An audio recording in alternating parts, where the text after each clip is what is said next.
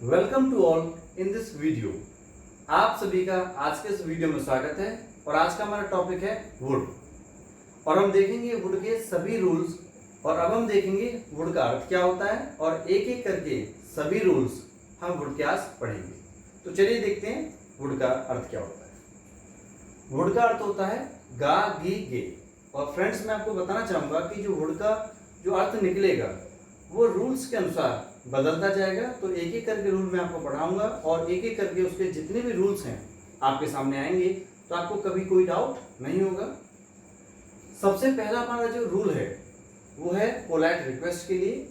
Polite request हम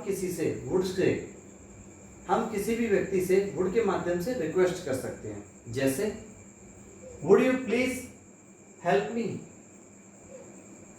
क्या आप कृपया मेरी सहायता करोगे। दूसरा example, would you please give me 100 rupees, क्या आप कृपया मुझे 100 रुपये दोगे। इस तरह वुड से आप किसी भी व्यक्ति से रिक्वेस्ट कर सकते हैं।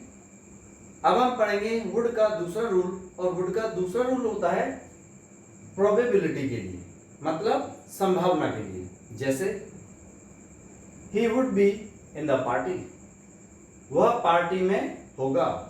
अब हम देखेंगे दूसरा example, she would B cooking food, वह खाना बना रही होगी।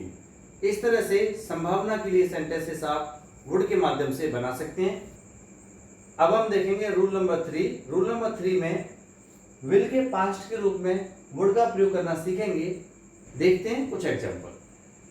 He said that he would help me, उसने कहा कि वह मेरी मदद करेगा। फ्रेंड्स मैं आपको बताना चाहूंगा काफी लोग यहाँ पर यही गलती करते हैं कि अर्थ में अगर गा आ गया तो उनको लगता है कि यहाँ पे विल का प्रयोग होगा और वो वुड न लगाकर विल का प्रयोग कर देते हैं। अब मैं आपको बताना चाहूंगा कि इस सेंटेंस में पहला भाग हमारा पास्ट में है, इसलिए यहाँ पर विल न लगाकर हमको वुड लगाना पड़ेगा। अगर हम विल लगा देंगे तो हमारा रूल गलत हो जाएगा। काफी स्टूडेंट्स यही गलती करते हैं कि यहाँ पर वो विल का प्रयोग कर देते हैं। उनको लगता है कि अगर गा आ रहा है आखिरी में तो यहाँ पर विल लगेगा। दूसरा मैं आपका डाउट और क्लियर करना चाहूंगा कि उसने कहा, यहाँ पर हो सकता है कि एक व्यक्ति ने 10-15 दिन पहले कहा कि वह मेरी सहायता करेगा, तो इस सेंटेंस के अर्थ से ही पता पड़ रहा है कि इस सेंटेंस पास्ट का है, इसलिए यहाँ पर विल न लगाकर हमको वुड लगाना पड़ेगा। अब देखते हैं दूसरा example, I had no doubt that you would win the match, मुझे कोई संदेह नहीं था कि तुम मैच जीतोगे। अब देखते हैं अगला एग्जाम्पल, आई न्यू दैट, मैं जानता था कि यू वुड नॉट कम, मैं जानता था कि तुम नहीं आओगे। पहला सेंटेंस पास्ट में है, इसलिए हमें यहाँ पर विल न लगाकर वुड का प्रयोग करना पड़ेगा, भले ही आपका जो अर्थ है वो गा में निकलता हो। जैसे मैं जानता था कि तुम नहीं आओगे, तो यहाँ पर जो आओगे है लोग यहाँ पर विल का प्रयोग करते हैं उसे देखकर, बट हमें विल न लगा के यहाँ पर वुड का प्रयोग करना है क्योंकि हमारा पहला भाग वो पास्ट का है। अब हम देखेंगे रूल नंबर 4। हमारा रूल नंबर 4 है वुड रेदर या वुड सूनर। इसका अर्थ होता है कोई काम करना किसी दूसरे काम से ज्यादा अच्छा लगना। ये दिखाने के लिए हम वुड रेदर का प्रयोग करते हैं या वुड सूनर का प्रयोग आप कर सकते हैं। देखते हैं एक एग्जांपल। तो हमारा पहला एग्जांपल है I would rather die than marry you.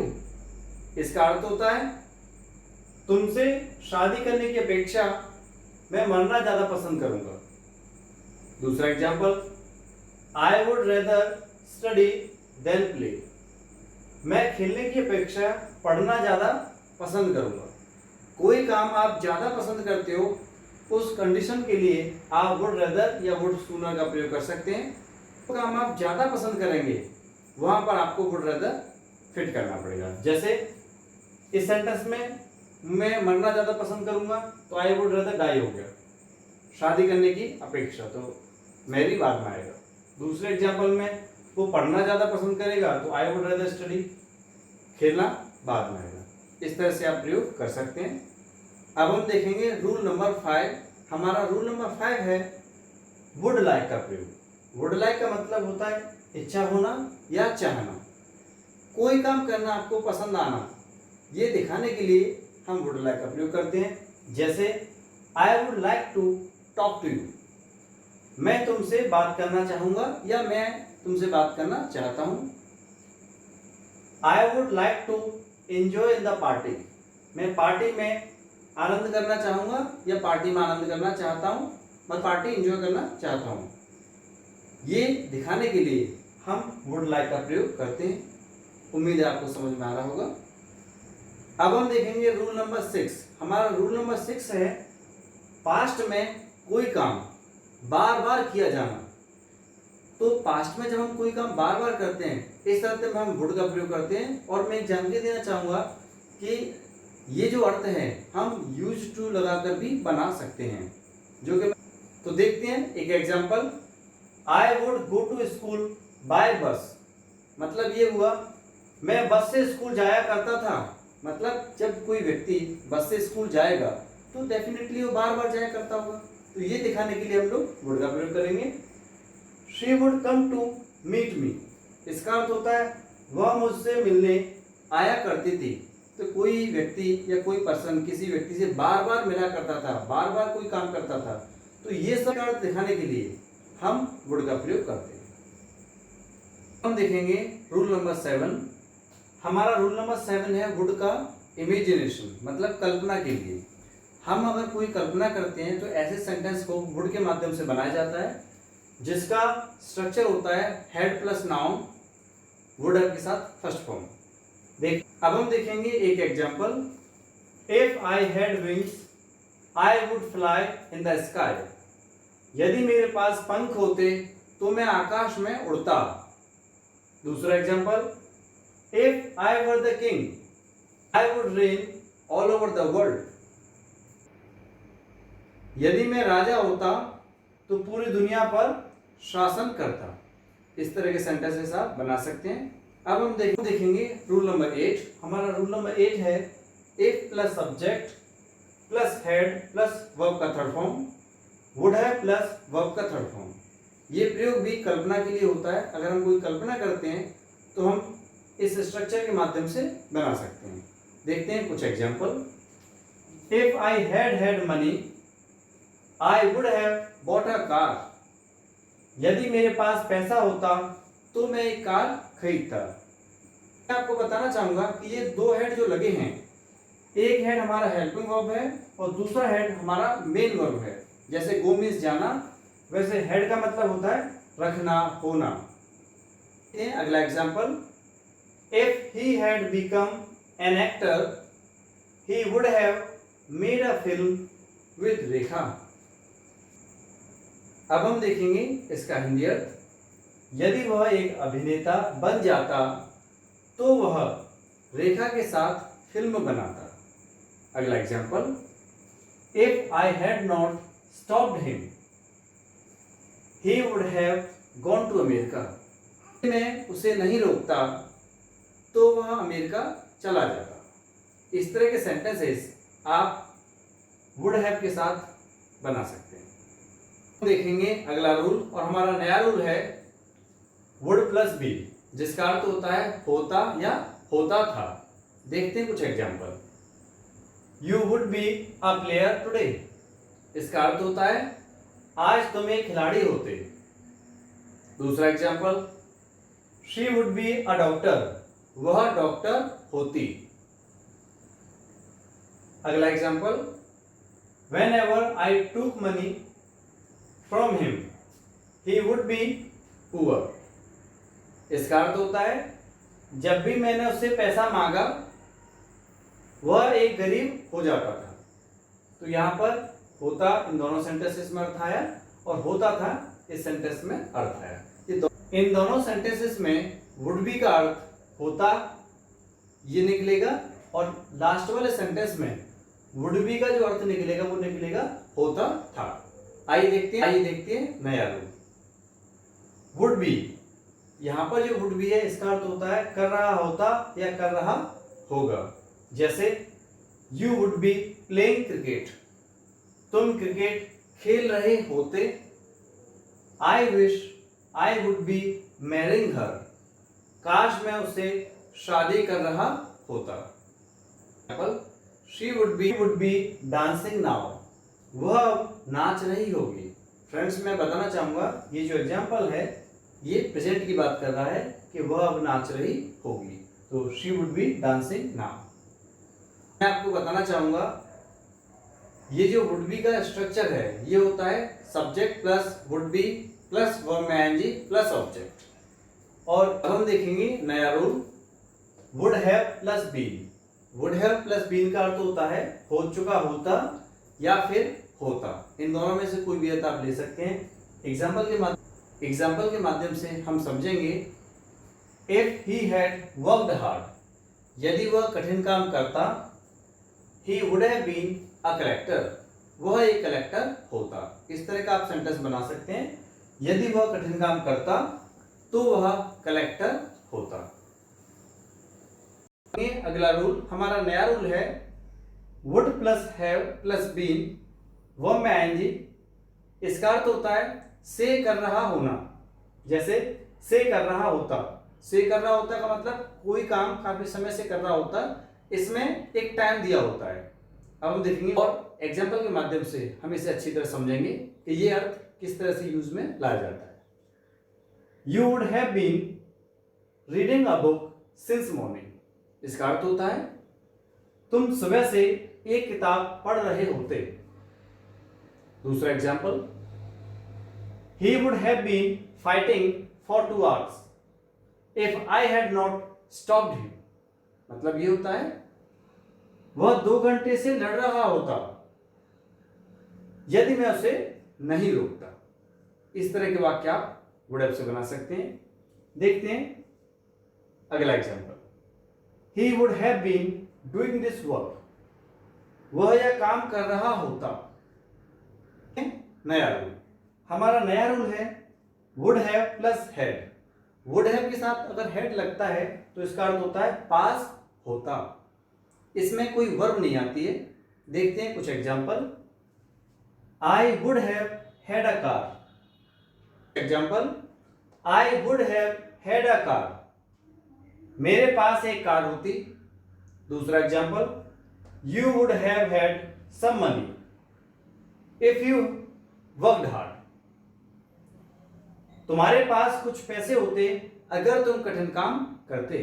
दोबारा समझाऊंगा, had some money if you worked hard, तुम्हारे पास कुछ पैसे होते अगर तुम कठिन काम करते। दूसरा बना सकते हैं, यहां पर आपको समझना होगा कि वुड हैव के साथ में हैड है और इसके बाद जो आता है वो कोई ना कोई नाउन होगा।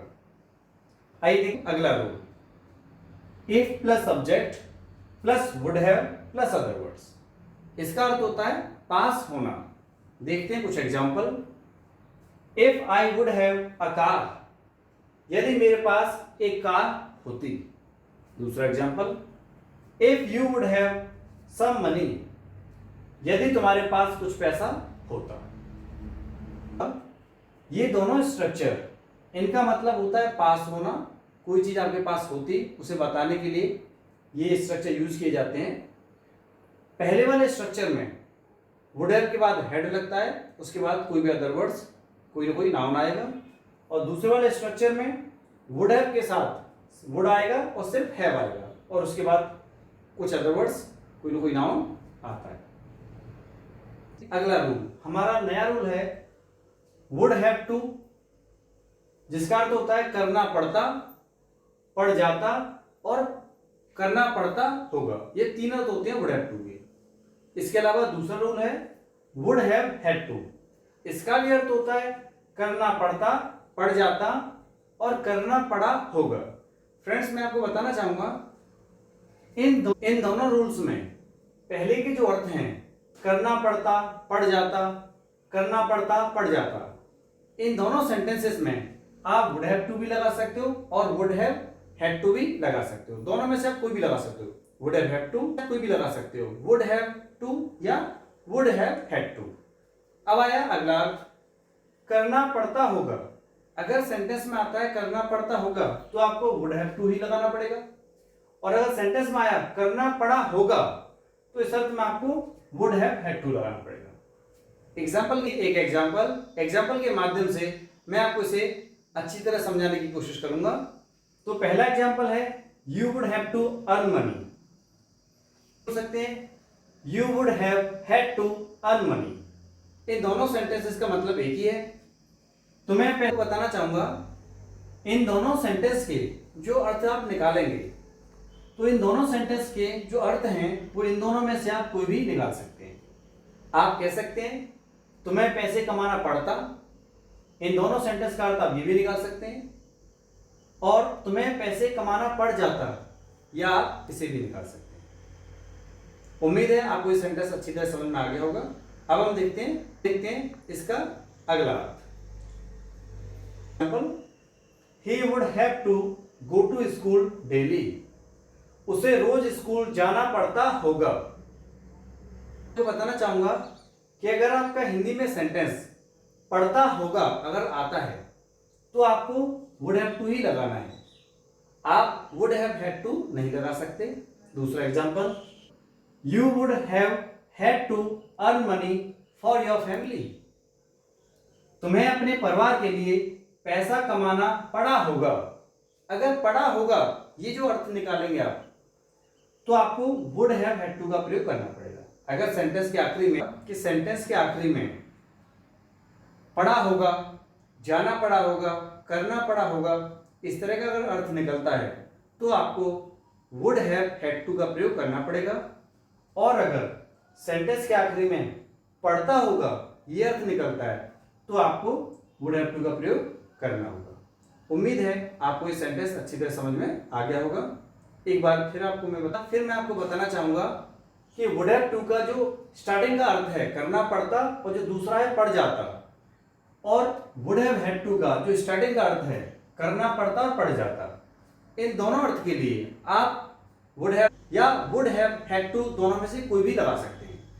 लेकिन इन दोनों का आखिरी का जो अर्थ है ये तीन अर्थ होते हैं would have to ही लगाना पड़ेगा। और अगर अर्थ होता है करना पड़ा होगा तो फिर आपको would have had to ही लगाना पड़ेगा। उम्मीद है आपको अच्छी तरह समझ में आ गए होंगे। अब हम देखेंगे नया रूल। कंडीशनल सेंटेंसेस में would का प्रयोग कैसे करेंगे वो हम देखते हैं। तो इसका स्ट्रक्चर है सब्जेक्ट प्लस वर्ब का सेकंड फॉर्म, फिर दूसरा जो स्ट्रक्चर है subject plus would plus verb का फर्स्ट फॉर्म प्लस ऑब्जेक्ट। आइए देखते हैं example, if you came here then I would help you. तो है यदि तुम यहां आते तो मैं तुम्हारी सहायता करता, अगर तुम यहां आते मैं तुम्हारी सहायता करता। दूसरा example, if you gave me money then I would teach you.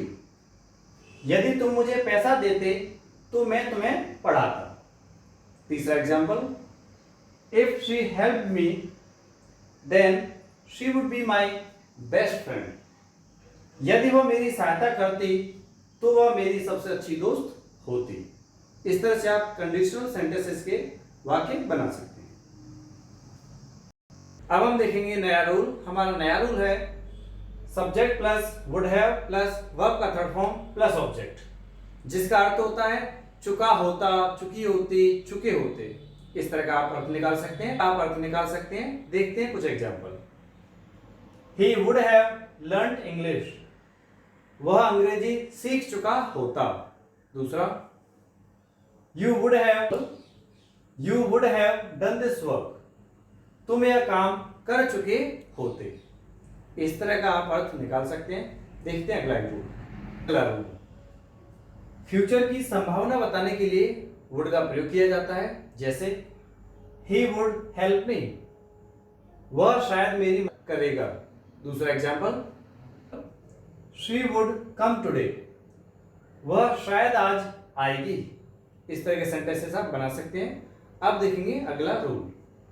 Dzire मतलब इच्छा बताने के लिए भी हम वुड का प्रयोग करते हैं। जैसे आई wish I would be a teacher, काश मैं एक टीचर होता।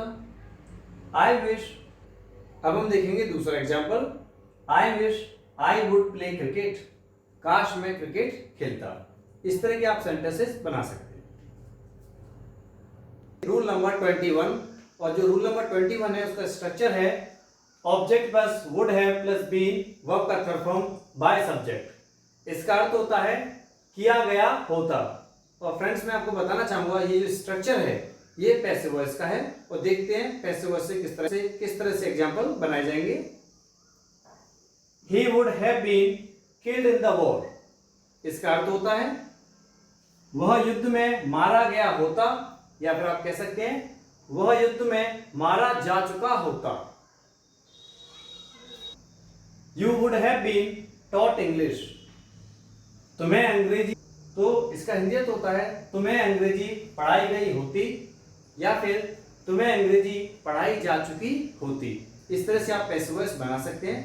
देखते हैं अगला रूल नंबर 22 है object plus would be plus verb का थर्ड फॉर्म बाय सब्जेक्ट, जिसका अर्थ होता है किया जाएगा। और फ्रेंड्स मैं आपको बताना चाहूंगा ये भी पैसिव वॉइस है, और फ्रेंड्स मैं आपको बताना चाहूंगा ये भी पैसिव वॉइस है। देखते हैं एक एग्जांपल। ये मैंने एक एक्टिव इंग्लिश का लिखा है कि मैं तुम्हें अंग्रेजी पढ़ाऊंगा। जब हम इसे इंग्लिश में ट्रांसलेट करते हैं, चाहूंगा कि जब इस सेंटेंस को हम पैसिव वॉइस में कन्वर्ट करेंगे तो you would be taught English by me. इसका हिंदी तो मैं मेरे द्वारा अंग्रेजी पढ़ाई जाएगी। इस तरह के सेंटेंसेस आप बना सकते हैं। अगर ये टॉपिक आपको अच्छी तरह समझ में आ गया होगा, अगर आपको कोई भी डाउट होता है तो आप मुझे कमेंट बॉक्स में सेंड कर सकते हैं।